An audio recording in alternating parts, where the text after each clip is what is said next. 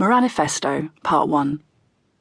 Only a crisis, actual or perceived, produces real change. When that crisis occurs, the actions that are taken depend on the ideas that are lying around. That, I believe, is our basic function, to develop alternatives to existing policies, to keep them alive and available until the politically impossible becomes the politically inevitable. Milton Friedman. Oh my God, a change is coming. Can you feel it? Of course a change must come. All the signs are there. We have wealth inequality that has returned to Victorian times.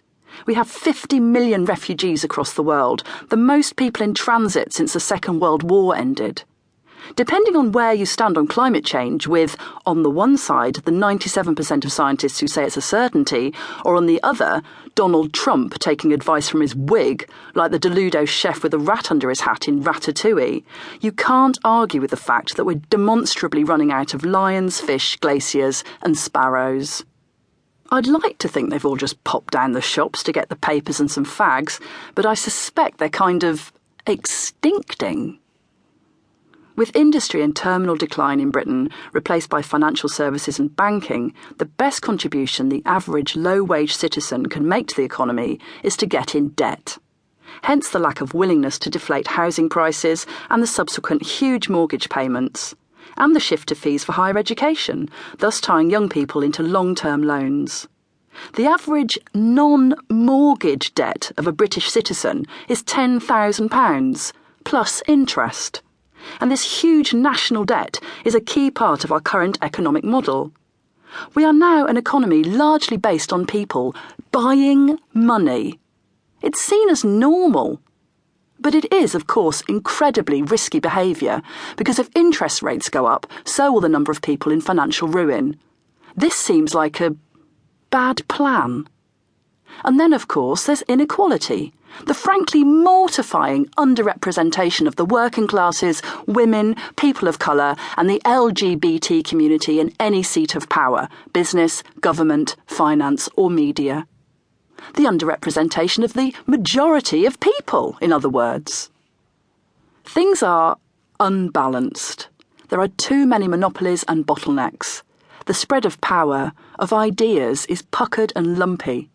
The upward generational rush of social and economic improvement, the hallmark of the 20th century, has ended.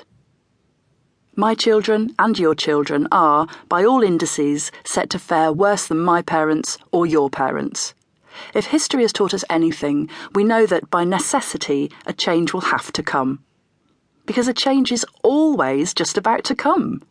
One of the delightful delusions we have as a species is that changes only occur very rarely, and when they do, they are seismic and sudden. In between these seismic changes, everything is still and peaceful. Old maids cycle to church, and the thwack of cricket bat on ball, etc., etc. In reality, change is constant. We are a species that is always on the move. All our civilizations were built on the run. There is no walking pace. There is no rest. Change was happening yesterday and last year and now and tomorrow.